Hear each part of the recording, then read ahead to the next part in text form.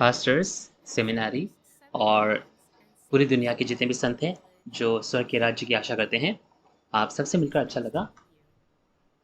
मेरा नाम किम खॉन्योंग है और आज मैं आपका होस्ट रहूँगा।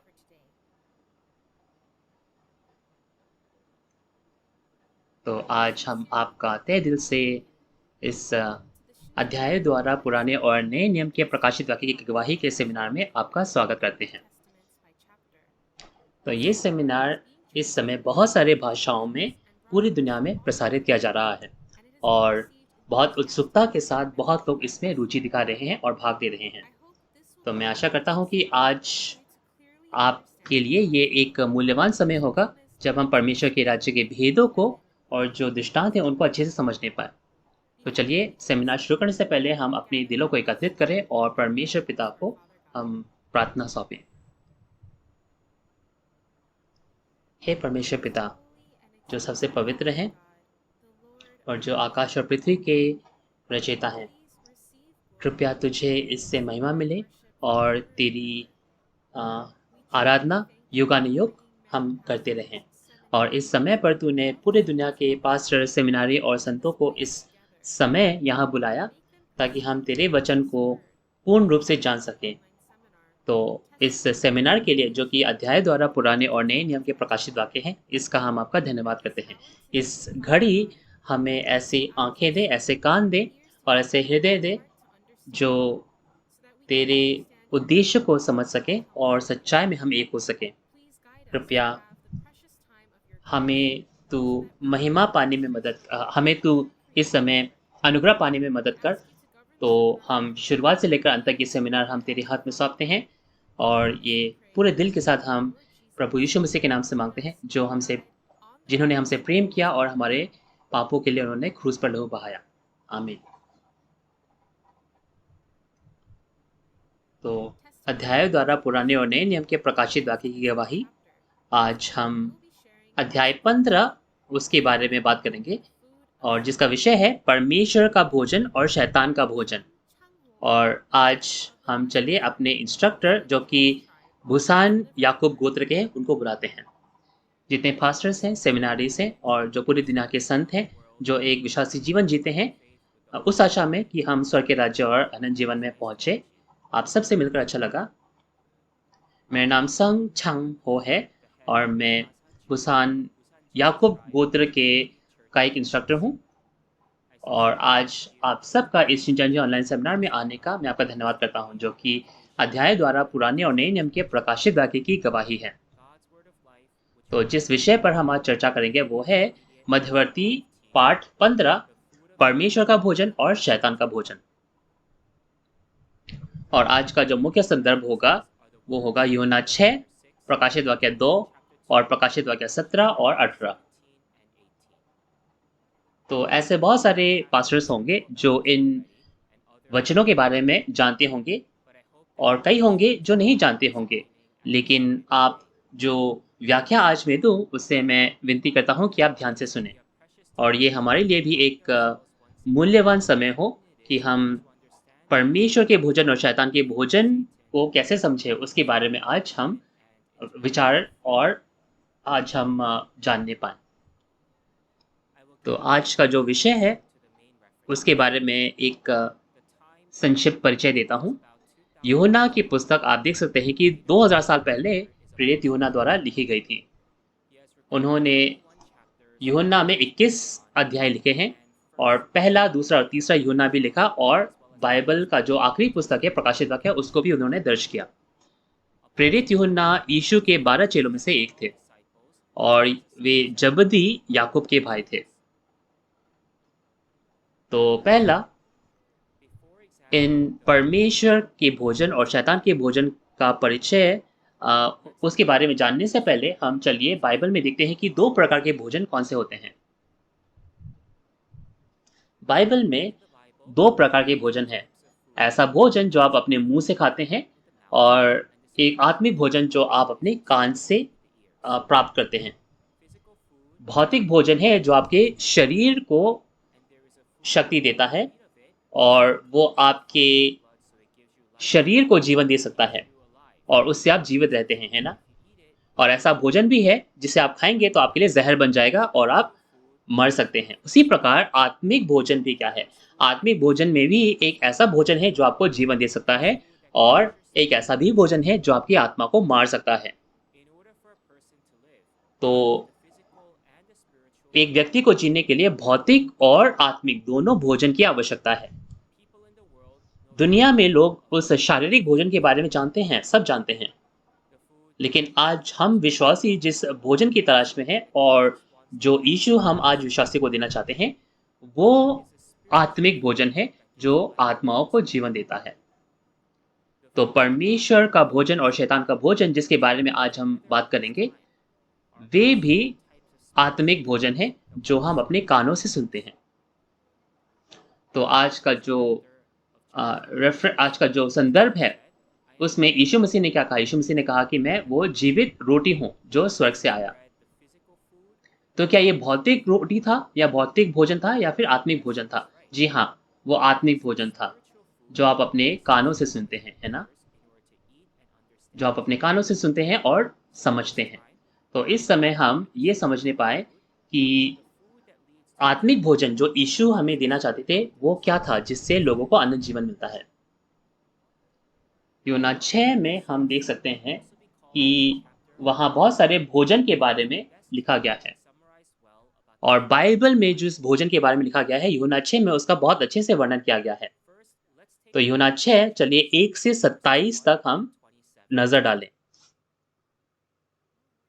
इन बातों के बाद यीशु गलील की झील अर्थात तिबिरियास की झील के पार गया और एक बड़ी भीड़ उसके पीछे हो ली क्योंकि जो आश्चर्य कर्म यह बीमारों पर दिखाता था वे उनको देखते थे। तब यीशु पहाड़ पर चढ़कर अपने चेलों के साथ वहां बैठा और यहूदियों के फसह का पर्व निकट था।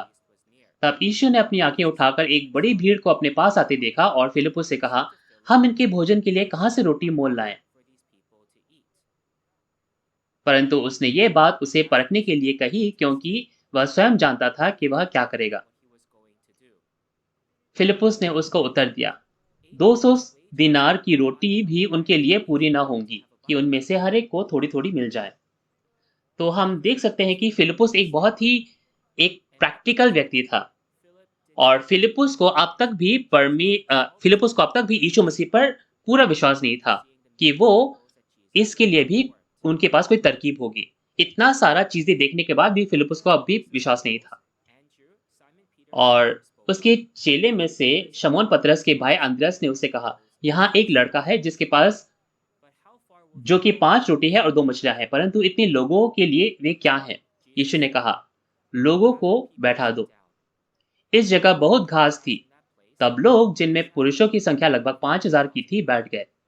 तब यीशु ने रोटियां ली और धन्यवाद करके बैठने वालों को बांट दी और वैसे ही मछलियों में से जितनी वे चाहते थे बांट दिया। जब वे खाकर तृप्त हो गए तो उसने अपने चेलों से कहा, बचे हुए टुकड़े बटोर लो कि कुछ फेंका न जाए।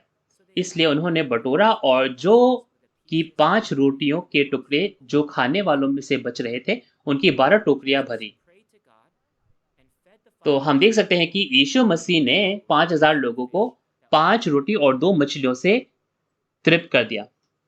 तो बहुत सारे लोगों ने जब भोजन खा लिया तो उनमें से जो बची खुची थी उनके 12 टोकरियां भर गई। तो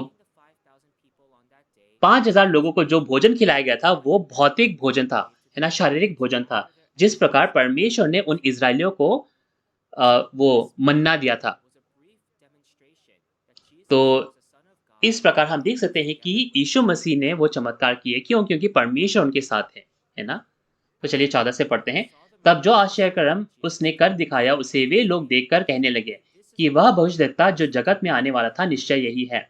यीशु ये जानकर कि वे उसे राजा बनाने के लिए आकर पकड़ना चाहते हैं, फिर पहाड़ पर अकेला चला गया।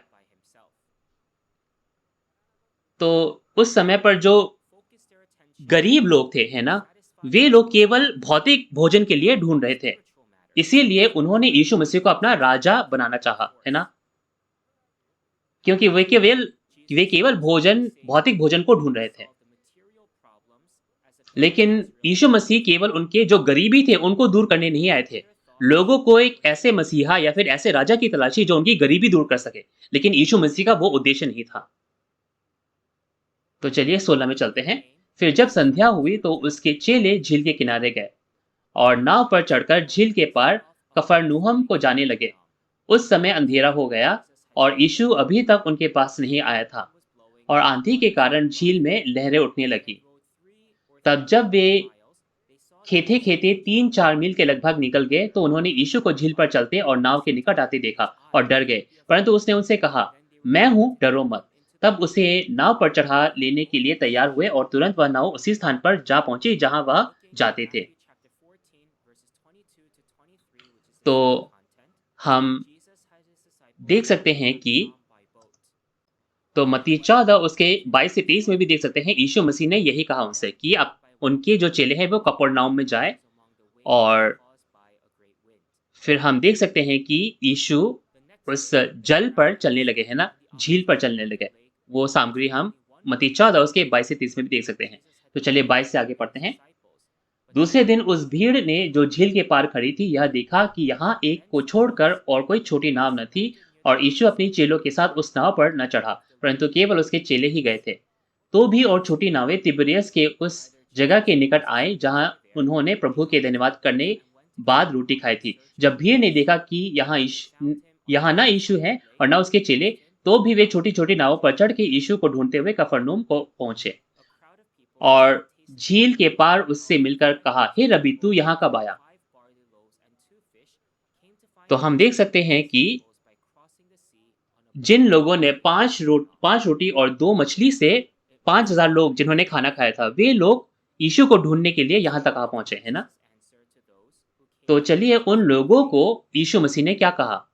वो लोग जो यीशु मसीह को ढूंढने आए थे, उनको यीशु ने क्या कहा? यीशु ने उन्हें उत्तर दिया, मैं तुमसे सच सच कहता हूँ, तुम मुझे इसलिए नहीं ढूंढते हो कि तुमने अचंभित काम देखे, परंतु इसलिए कि तुम रोटियां खाकर तृप्त हुए। नाशवान भोजन के लिए परिश्रम ना करो, परंतु उस भोजन के लिए जो अनंत जीवन तक ठहरता है, जिसे मनुष्य का पुत्र तुम्हें देगा, क्योंकि पिता अर्थात परमेश्वर ने उसी पर छाप कर दी है। जी हाँ, तो यीशु मसीह ने उन लोगों से कहा कि वे लोग केवल भौतिक भोजन के लिए उसे ढूंढ रहे थे और यीशु मसीह ने उनसे क्या कहा कि उस भोजन के लिए तुम परिश्रम ना करो जो नष्ट हो जाता है ना, लेकिन जो अनंत जीवन तक ठहरता है उस भोजन के लिए तुम परिश्रम करो। तो जो अनंत जीवन का भोजन है जो नाश नहीं होता, वो परमेश्वर का पुत्र यीशु मसीह देता था, है ना? तो आप इस 2 प्रकार के भोजन को जानते हैं। क्या आप उस भोजन के लिए कार्य कर रहे हो जो नाशवान है, या फिर आप उस भोजन के लिए कार्य कर रहे हैं जो अविनाशी है, जो अनंत जीवन तक ठहरता है? ये अनंत जीवन का भोजन कोई भी नहीं दे सकता, लेकिन ये वो व्यक्ति देता है जो क्या है, जो विशेष रूप से इसे दे सकता है। तो जैसे कि ये नाशवान भोजन क्या है? जो नाशवान भोजन है वो भौतिक भोजन है जो हम अपने मुंह से खाते हैं, लेकिन ये अनंत जीवन का भोजन वो है जो हम अपने कानों से सुनते हैं और ये हमें जीवन दे सकता है। तो चलिए इस अनंत जीवन के भोजन के बारे में जाने जो यीशु मसीह हमें देना चाहते थे। तो पहला, आत्मिक भोजन में भी 2 प्रकार के भोजन होते हैं। एक, जिससे आपकी आत्मा जीवन पा सकती है, और दूसरा, जिससे आपकी आत्मा मर सकती है। तो परमेश्वर का भोजन और शैतान का भोजन, जिसके बारे में हम आज बात करेंगे, वे 2 प्रकार के भोजन हैं जो आत्मिक भोजन है। और जैसा कि आप जानते होंगे कि परमेश्वर का भोजन जो जीवन दे सकता है, क्योंकि परमेश्वर जीवन है ना, तो वो क्या है? वो आत्मा का जीवन है। और शैतान के पास मृत्यु की शक्ति है, और शैतान क्या है? लोगों की आत्माओं को मारता है। तो बाइबल में ऐसा भोजन है जो आपको अनंत जीवन लेके जा सकता है, और ऐसा भोजन भी है जिससे आप खाएंगे तो आप निश्चय ही मर जाएंगे। क्या आपने इसके बारे में सुना है कभी? जी हाँ, आप जीवन के पेड़ और भले और बुरे के ज्ञान के पेड़ के बारे में आप याद कर सकते हैं। आप उत्पत्ति 2 उसके 9 में देख सकते हैं कि उस अदन वाटिका के बीचों बीच उस पूर्व की ओर कहाँ था? 2 पेड़ थे, है ना? 2 पेड़ थे, एक जीवन का पेड़ और एक भले और बुरे के ज्ञान का पेड़। और उत्पत्ति 3 के 22 में भी लिखा है कि अगर कोई जीवन के पेड़ से खाएगा तो उसे जीवन मिलेगा, अनंत जीवन मिलेगा। लेकिन उत्पत्ति 2 के 17 में हम देख सकते हैं कि अगर कोई भले और बुरे के पेड़ में से खाता है तो वह निश्चय मरेगा। और जैसा कि आप जानते हैं कि उत्पत्ति 3 में जो रचित जीव है सांप, उसने आदम और हवा को भरमाया और उन्हें भले और बुरे के भले और बुरे के पेड़ का जो फल है वो खिलाया। क्योंकि इस जीव के कारण, इस सांप के कारण, वो जो भले और बुरे के पेड़ का फल था, उसके वजह से पूरी मानव जाति जो है वो पाप में पड़ गई और मृत्यु में पड़ गई। इसी वजह से, क्योंकि पाप दुनिया में आई, इसीलिए परमेश्वर को इस दुनिया को छोड़ के जाना पड़ा और उसी का भुगतान करने के लिए यीशु मसीह को आना पड़ा और सूली पर चढ़ना पड़ा। इसीलिए रोमियो 5 के 12 में क्या कहा है? उसमें लिखा है कि मृत्यु एक मनुष्य के माध्यम से आई और जीवन भी एक मनुष्य के माध्यम से आया। और उत्पत्ति 3 में आप देख सकते हैं कि आदम और हवा ने भले और बुरे के पेड़ का फल खाया और जैसे कि बाइबल में लिखा गया था, उनकी मृत्यु हुई। लेकिन क्या उनकी भौतिक मृत्यु हो गई अचानक से, या फिर उनकी आत्मा की मृत्यु हुई? हम देख सकते हैं कि इस भले बुरे के पेड़ को खाने के बाद भी आदम ने कई बच्चों को पैदा किया और वो 930 वर्ष के बाद मरा, है ना? तो ये जो पेड़ था, जो वाटिका के बीच में था, ये क्या था? ये आत्माओं का भोजन था। और इस आदम की आत्मा ने उस भले और बुरे के ज्ञान के पेड़ से खाया था और उसकी आत्मा मर गई थी। और आदम के पाप की वजह से उनके सभी जो वंशज है, वे लोग पाप से जन्मे और पूरी दुनिया के लोग, उन पर क्या है? पाप भी आया, है ना? और जिस प्रकार आदम उस भले और बुरे के पेड़ में से खाकर मरा और जो भी उसके वंशज से पैदा हुए थे, वे भी क्या है? मृत्यु के अधीन हो गए। तो ये मृत्यु क्या है? ये मृत्यु क्या है? ये लोगों की आत्माओं का मृत्यु है।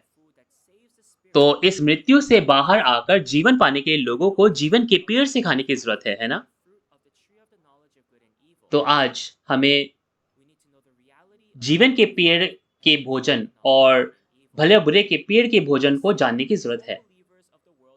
तो ये क्या है? लेकिन ये एक भेद है। ये भेद ऐसा भेद है जिसके बारे में पूरी दुनिया के विश्वासी जानना चाहते हैं। तो अभी आने वाले जो अध्याय हैं, उनमें हम इन जीवन के पेड़ और भले और बुरे के ज्ञान के पेड़, इनकी वास्तविकताओं को जानेंगे, इनके भेदों की वास्तविकताओं को जानेंगे। तो अगली बार जो आपके इंस्ट्रक्टर आएंगे, वो आपको और अच्छे से पढ़ाने पाएंगे। तो चलिए आज इन 2 भोजन के बारे में जानते हैं, परमेश्वर का भोजन और शैतान का भोजन। और अगले आने वाले अध्यायों में हम इनकी वास्तविकताओं के बारे में जानेंगे। तो परमेश्वर का भोजन क्या है? परमेश्वर का भोजन वो भोजन है जो आपको जीवन देता है और जिसे सुनकर, जिसे खाकर आप अनंत जीवन पा सकते हैं। आप यूहन्ना 6 में देख सकते हैं कि यीशु मसीह का लहू और मांस, यीशु मसीह जो कि जीवित रोटी थे, जो स्वर्ग से आए थे ना, उसके बारे में लिखा है। तो आज क्योंकि इतना समय नहीं है, मैं जल्दी से यूहन्ना 6:51 से 58 पढ़ूंगा, जो इन सामग्रियों का जो मुख्य बिंदु है। तो ये वो भोजन है जिससे हमें अनंत जीवन मिलता है। तो यूहन्ना 6 उसका 51 से हम पढ़ना शुरू करें। जीवन की रोटी जो स्वर्ग से उतरी है, मैं हूँ। यदि कोई इस रोटी में से खाए तो सर्वदा जीवित रहेगा, और जो रोटी मैं जगत के जीवन के लिए दूंगा वह मेरा मांस है। इस पर यहूदी यह कहकर आपस में झगड़ने लगे, ये मनुष्य कैसे हमें अपना मांस खाने को दे सकता है? यीशु ने उनसे कहा, मैं तुमसे सच सच कहता हूँ, जब तक मनुष्य के पुत्र का मांस न खाओ और इसका लहू न पियो, तुम में जीवन नहीं है। जो मेरा मांस खाता है और मेरा लहू पीता है, अनंत जीवन उसी का है, और मैं अंतिम दिन उसे फिर से जिला उठूंगा। क्योंकि मेरा मांस वास्तव में खाने की वस्तु है और मेरा लहू वास्तव में पीने की वस्तु है। जो मेरा मांस खाता है और लहू पीता है, वह मुझ में स्थिर बना रहता है और मैं उसमें। जैसा जीवित पिता ने मुझे भेजा और मैं पिता के कारण जीवित हूँ, वैसा ही वह भी जो मुझे खाएगा मेरे कारण जीवित रहेगा। जो रोटी स्वर्ग से उतरी है, यही है, पूर्वजों के समान नहीं कि खाया और मर गए। जो कोई यह रोटी खाएगा वह सर्वदा जीवित रहेगा। आमीन। तो यूहन्ना 6:51 से 58 में हमने देखा, यीशु मसीह ने कहा कि वे जीवित रोटी थे जो स्वर्ग से आए थे और जो उसका लहू और मांस खाएँगे, वे अनंत जीवन पाएँगे। तो यहूदियों ने क्या कहा? यहूदियों ने आपस में वे झगड़ने लगे। ये यीशु हमें अपना लहू और मांस खाने को कैसे दे सकता है? और वे क्या है? वे एक-दूसरे से झगड़ने लगे, है ना? तो क्या ये यीशु मसीह का भौतिक मांस और लहू था, जो यीशु मसीह खाने को कह रहे थे? क्या ये भौतिक भोजन था? आप यूहन्ना 8 उसके 51 से 52 में देखो, यीशु मसीह ने क्या कहा? यीशु मसीह ने कहा कि अगर कोई मेरे वचनों को मानता है, मेरे वचनों का पालन करेगा, तो वो मृत्यु नहीं देखेगा। यानी कि ये व्यक्ति अनंत जीवन पाएगा और सदा के लिए जिएगा, है ना? और यूहन्ना 1 के 1 में भी आपने देखा कि परमेश्वर जीवन है और परमेश्वर वचन है। और पहला यूहन्ना 1 के 1 में भी हमने देखा कि यीशु भी क्या है? वचन है और यीशु भी जीवन है। यानी कि यीशु मसीह का लहू और मांस, जो कि अनंत जीवन का भोजन है, वो यीशु मसीह के जीवन के वचन है, जो यीशु मसीह ने दिए। तो ये कोई भौतिक भोजन नहीं, ये आत्मिक भोजन है और ये परमेश्वर का वचन है, जो लोगों को अनंत जीवन तक पहुँचाता है। तो यूहन्ना 6 उसके 51 से हमने देखा कि यीशु मसीह वो जीवित रोटी थे, जो स्वर्ग से उतरे थे। ये इसलिए है कि आप यहेजकेल 1, 2, 3 में जो भविष्यवाणी है, आप पुराने नियम में जो भविष्यवाणी है, उसकी पूर्ति हम देख सकते हैं, वो पहले आगमन में हुई, है ना? परमेश्वर यीशु के पास आए और परमेश्वर ने जो खुली पुस्तक है, जो रोटी है ना? वो यीशु मसीह को खिलाई। इसीलिए यीशु मसीह ने क्या कहा? यीशु मसीह ने कहा कि मैं जीवित रोटी हूँ, जो स्वर्ग से नीचे आया। और ये कोई भौतिक रोटी नहीं थी, ये एक आत्मिक रोटी, आत्मिक भोजन था, जो लोगों को कान से सुनने की ज़रूरत थी। और यूहन्ना 15 उसके 1 में आप देख सकते हैं, यीशु मसीह ने कहा कि मैं सच्ची दाखलता हूँ। और यूहन्ना 14 के 6 में यीशु मसीह ने कहा कि मैं सत्य, मार्ग और जीवन हूँ। यानी कि यीशु मसीह क्या है? वो जीवन के पेड़ हैं। और ऐसा वचन जो सच्चा पादरी देगा, जो कि यीशु है, वो जीवन के पेड़ का फल है कि अगर कोई उसमें से खाएगा, तो वो अनंत जीवन पाएगा, जैसे कि उत्पत्ति 3 के 22 में लिखा है। यानी कि जीवन का पेड़ जो अनंत जीवन देता है, वो उस सच्चे पादरी का वचन है, जो कि उस समय यीशु मसीह थे। और यीशु मसीह का वचन सुनना, वो जीवन के पेड़ में से खाना था। तो परमेश्वर का वचन खाना, यानी कि जो सच्चे पादरी है, उनके वचन को सुनना और उसका अनुसरण करना है। तो सभी विश्वासी जो पहले आगमन पर स्वर्ग के राज्य की कामना करते थे, अनंत जीवन की कामना करते थे, उनको इस यीशु मसीह के वचन को सुनने की ज़रूरत थी, उनका अनुसरण करने की ज़रूरत थी, तभी वो अनंत जीवन पा सकते थे। तो इसके विपरीत आप देखिए कि शैतान का भोजन क्या है? जो लोगों को मारता है। आप दानियल 4 उसके 22 में देख सकते हैं कि एक राजा था नबूकदनेस्सर। वो बाबुल जो अन्य जाति राज्य था, उसका देश था और उसे एक पेड़ की नाई कहा गया, है ना? पेड़ क्या होता है? एक दाखलता। और ये कहा गया कि उस पेड़ के नीचे बहुत सारे जंगली पशु, जंगली पक्षी उसमें बसते थे। उसी प्रकार आप प्रकाशित वाक्य 17 और 18 में देखो, तो हम बाबुल को देख सकते हैं। ये बाबुल अन्य जातियों और दुष्ट आत्माओं का राज्य है। और इस बाबुल में लोग व्यभिचार की मदिरा पीते हैं और लोग उस दुष्ट आत्माओं के साथ एक हो गए हैं। ये दुष्ट आत्मा, जो कि दुष्ट पेड़ है ना? भले और बुरे के पेड़ हैं। ये क्या है? ये यशायाह 5 के 2 की तरह वो क्या है? वो निकम्मी दाखलताएँ हैं, जो बुरे या फिर जो बेकार फल लाते हैं। और आप देख सकते हैं यूहन्ना 15 के 1 में यीशु मसीह ने अपने आप को सच्ची दाखलता इसलिए कहा, क्योंकि बुरी दाखलताएँ या फिर झूठी दाखलताएँ भी हैं। और ये जो दाखलताएँ हैं और ये जो बगीचा है, ये जो वाटिका है जो परमेश्वर ने लगाया है ना, ये लोगों के बारे में है। और उन लोगों ने क्या है, परमेश्वर का विरोध किया, परमेश्वर के साथ विश्वासघात किया। परमेश्वर ने अच्छी बीजें लगाई, लेकिन उन्होंने बुरे फल दिए। ये बिल्कुल आदम और सुलेमान के उस विश्वासघात की तरह है। तो चलिए आप देख सकते हैं कि उस समय पहले आगमन के समय पर जो यरूशलेम के चरवाहे थे, उन्हें मत्ती 23 के 33 में यीशु मसीह ने उनको कहा कि वे सांप के बच्चे हैं, वे सांप है। और प्रकाशित वाक्य 12 के 9 में आप देख सकते हैं, ये सांप कौन है? ये सांप शैतान है और ये अजगर है। यानी कि उस समय जो फरीसी सदूकी शास्त्री थे, वे झूठे पादरी थे। यानी कि उस समय पहले आगमन के समय पर जो झूठे पादरी थे और भले और बुरे के पेड़ के फल थे, वे लोग, वो झूठे पादरी फरीसी सदूकी थे। और उनका जो फल था, वो फल क्या था? वो उन फरीसी सदूकियों का जो डॉक्ट्रिन था, जो उनके सिद्धांत थे, उनके वचन थे, वो भले और बुरे के पेड़ का फल था, जिसे खाकर लोग मर गए। और जैसे कि परमेश्वर ने कहा कि अगर कोई भले और बुरे के पेड़ में से खाएगा तो वो अवश्य मरेगा। उसी प्रकार यहूदी उस समय पर जो फरीसी सदूकी उनके सिद्धांत सुनते थे, वे लोग उस समय पर आत्मिक रूप से सब मर गए थे। तो पहले आगमन के समय पर जो विश्वासियों की स्थिति थी, वो बहुत ही निराशाजनक है ना? उस समय जो यहूदी अनंत जीवन, स्वर्ग के राज्य की कामना करते थे, वे लोग परमेश्वर के वचन को नहीं समझने पाए। और जैसे होशे 4 के 6 में लिखा है, उन्होंने ज्ञान को नहीं समझा और उन्होंने भले और बुरे के पेड़ के फल को खाया, ना कि उन्होंने उस जीवन के पेड़ यानी कि यीशु मसीह के फल को खाया। उन्होंने परमेश्वर के फल को नकार कर परमेश्वर के जो पुत्र है, परमेश्वर के जो दूत है यीशु मसीह, उनको सताया और उन्हें मार भी डाला। तो ये पहले आगमन में जो हुआ, ये क्या है? एक इतिहास है। ये हमारे लिए चेतावनी है, ताकि वे हमारे साथ ना हो, ये चीजें हमारे साथ ना हो, है ना? तो आज पिता का राज्य जो पूरा होता है, आज जो पिता का राज्य है, उसमें हमें जीवन का भोजन कैसे खाना है, उसके बारे में चलिए हम अच्छे से जानें।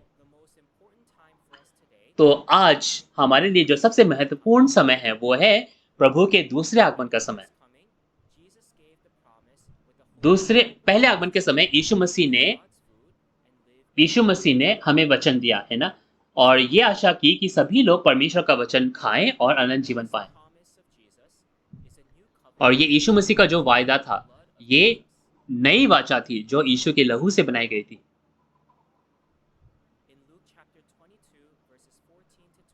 और लूका 22 उसके 14 से 20 में आप देखिए, फसह की रात को यीशु मसीह ने अपने लहू से उन चेलों के साथ एक नई वाचा बनाई। यीशु मसीह ने क्या कहा? मेरा लहू और मेरा मांस ये फसह का भोजन है और ये तब तक नहीं खाया जाएगा जब तक पिता का राज्य पूरा नहीं होता। यानी कि यीशु मसीह ने वादा किया, जब पिता का राज्य वापस आएगा, पिता का राज्य पूरा होगा दूसरे आगमन के समय, तब ये भोजन, फसह का भोजन, यीशु मसीह का लहू और मांस दोबारा खाया जाएगा।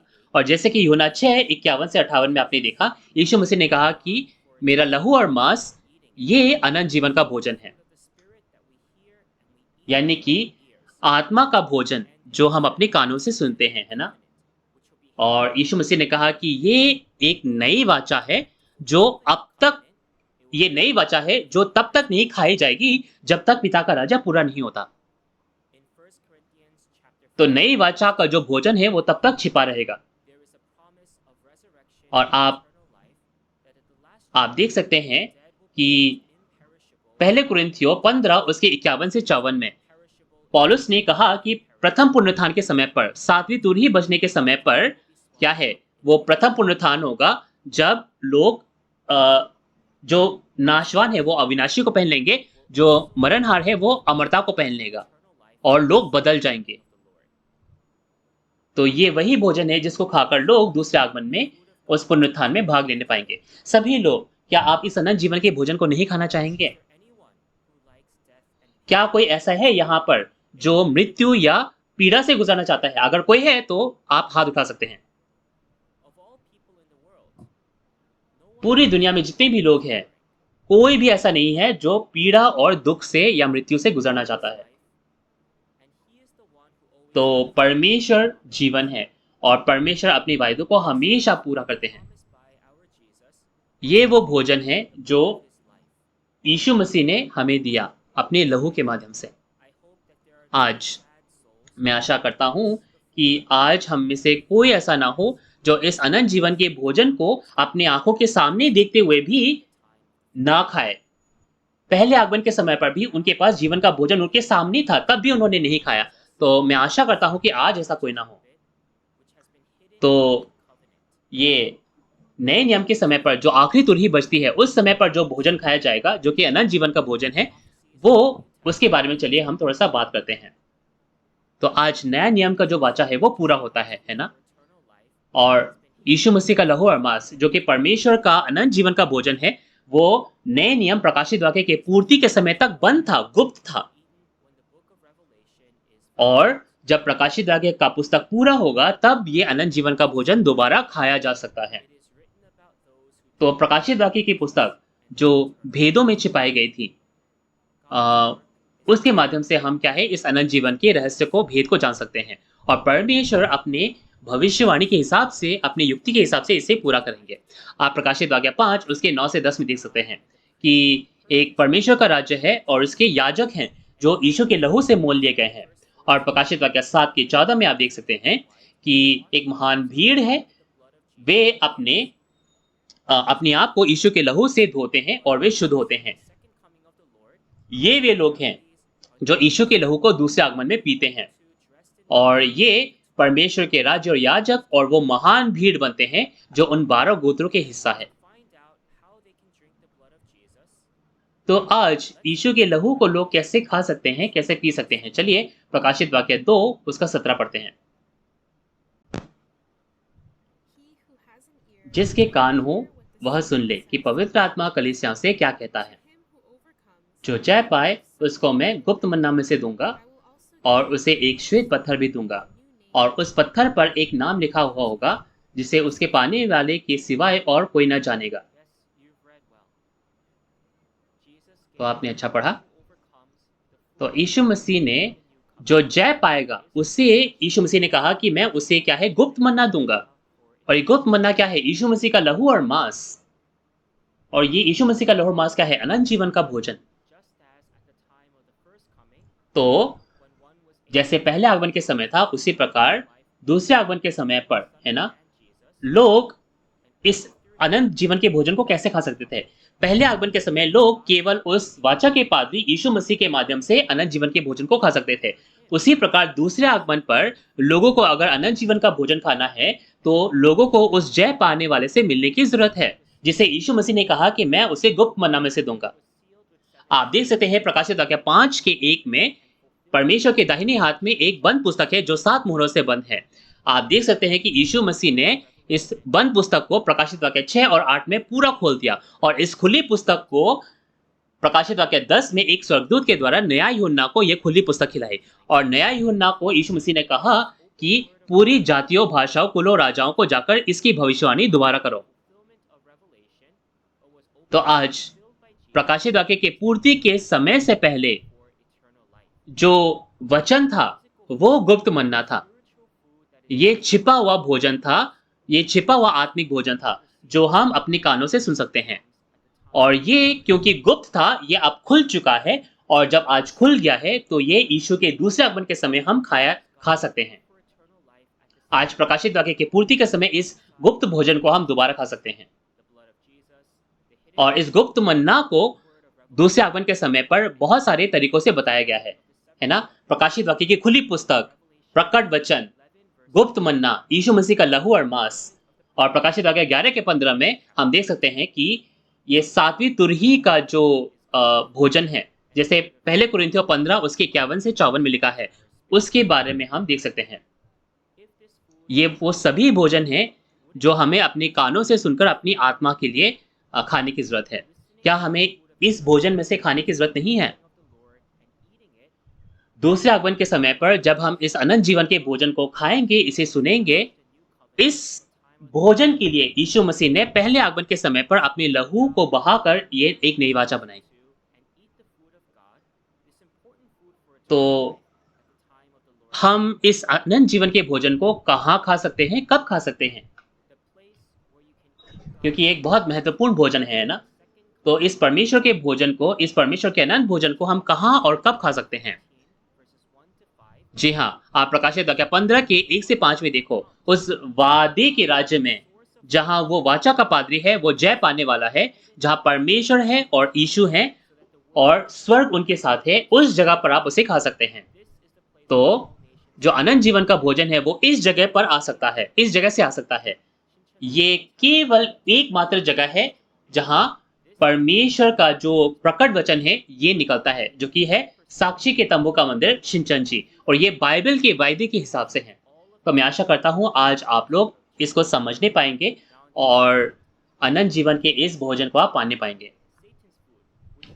तो चलिए अब जो शैतान का भोजन है, जो मृत्यु का भोजन है, उसके बारे में हम जानें, जिससे जिससे हमें दूर रहने की ज़रूरत है।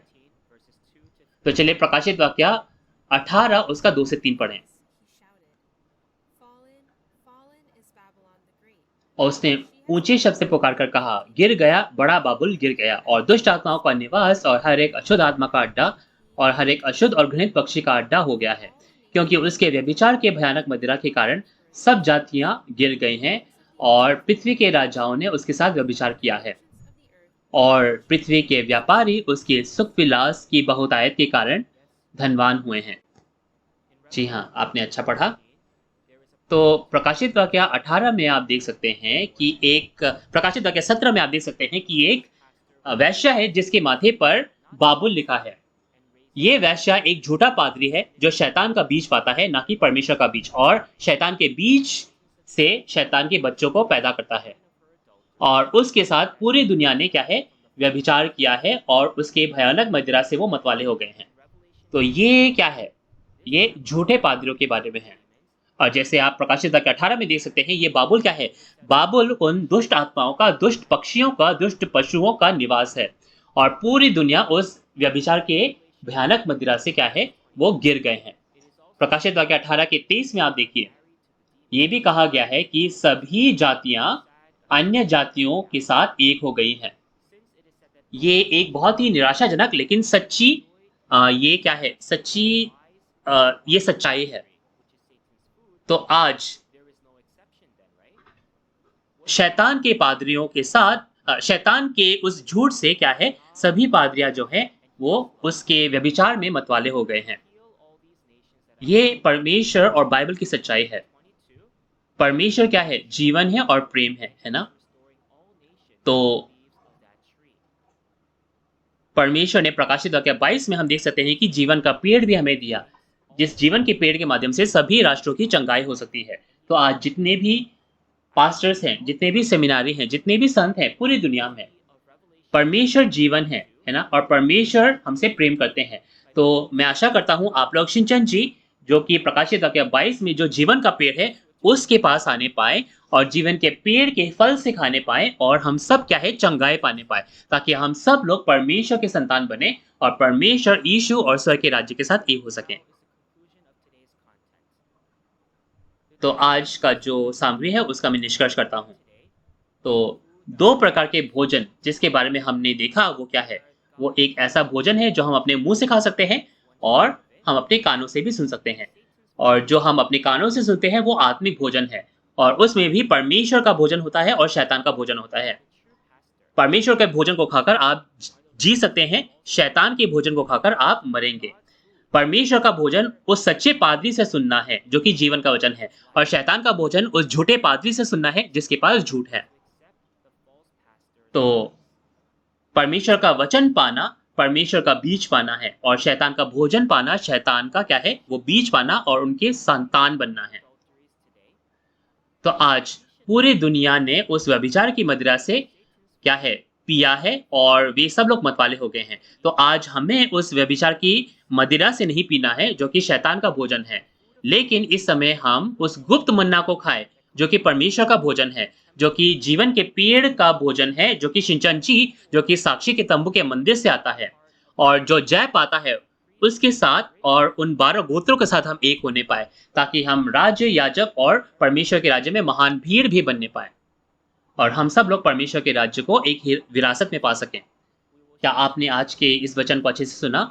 अगली बार हम मध्यवर्ती पाठ 16 वो जगह जो परमेश्वर तैयार करते हैं और सलाहकार की आत्मा यूहन्ना 14 और यूहन्ना 16 उस पर हम बात करेंगे। तो हम ये जो सलाहकार की आत्मा है, सत्य की आत्मा जो यीशु के नाम पर आता है, उसके बारे में हम बात करेंगे और वो कैसे काम करते हैं। चलिए उसके बारे में हम विस्तार से बात करेंगे। अगली बार जो इंस्ट्रक्टर आएँगे, वो मुझसे भी ज़्यादा अच्छे से आपको बताने पाएँगे और वे आपको वचन की अच्छे से गवाही देंगे। तो अगली बार भी हम आपसे मिलने की कामना करते हैं।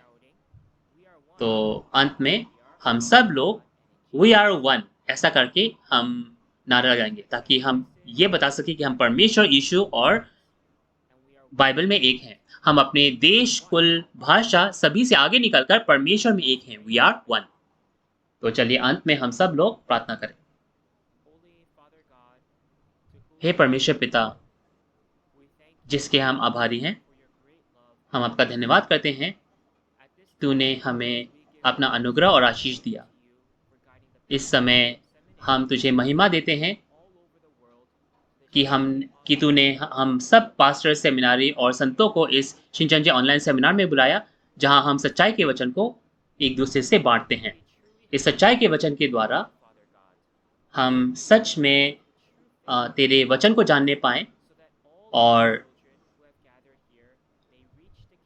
ताकि हम जितने भी लोग यहाँ आए हैं, हम तेरे सच्चाई को जानकर उस स्वर्ग के राज्य और अनंत जीवन को पा सकें। हे परमेश्वर पिता, ऐसे अ, बहुत सारे महत्वपूर्ण कक्षाएँ हैं, महत्वपूर्ण पाठ हैं, जो हमें आज इस शिनचंजी ऑनलाइन सेमिनार में सुनने की ज़रूरत है। जितने भी लोग अब और हैं, जितने भी पाठ बचे हैं, उन्हें तू हमें अच्छे से समझने में मदद कर, ताकि हम इसको पाकर स्वर्ग के राज्य और अनंत जीवन जा सकें। तो जब तक अगली बार हम नहीं मिलते, मैं आशा करता हूँ कि तू हम सब के साथ होगा और हमारी अगली कक्षा में भी अगुवाई करेगा। और ये सारी विनती हम विश्वास के साथ हम अपने उद्धारकर्ता यीशु मसीह के नाम से माँगते हैं, जिन्होंने क्रूस पर हमारे लिए अपना लहू बहाया। आमीन। तो अंत तक हमारे साथ बने रहने के लिए बहुत-बहुत धन्यवाद।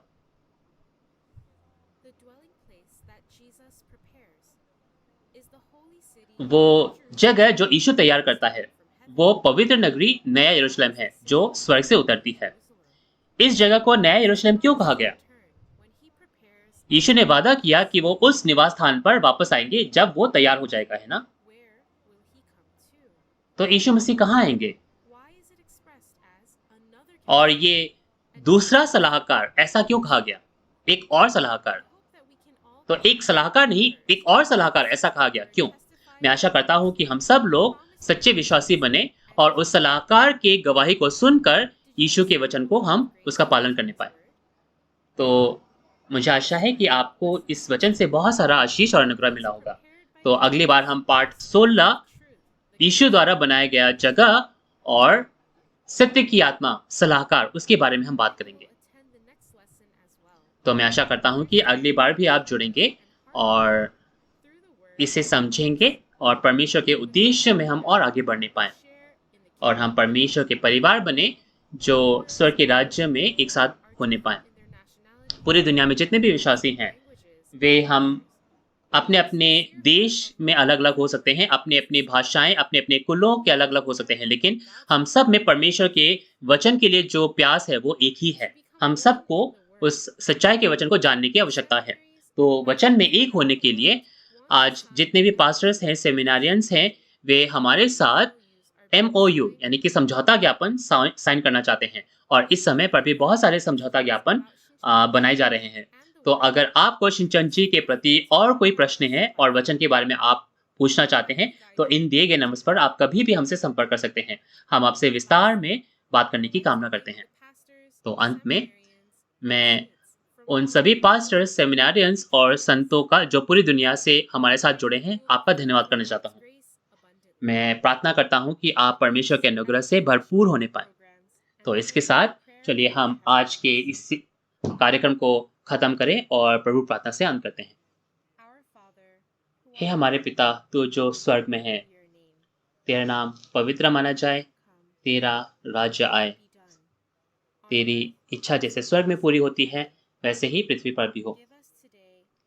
हमारे दिन भर की रोटी आज हमें दे, और जिस प्रकार हम अपने अपराधियों को क्षमा करते हैं, वैसे ही हमारे अपराधों को क्षमा कर, और हमें परीक्षा में ना ला, परंतु बुराई से बचा। क्योंकि राज्य और पराक्रम और महिमा सदा तेरे ही है। आमीन।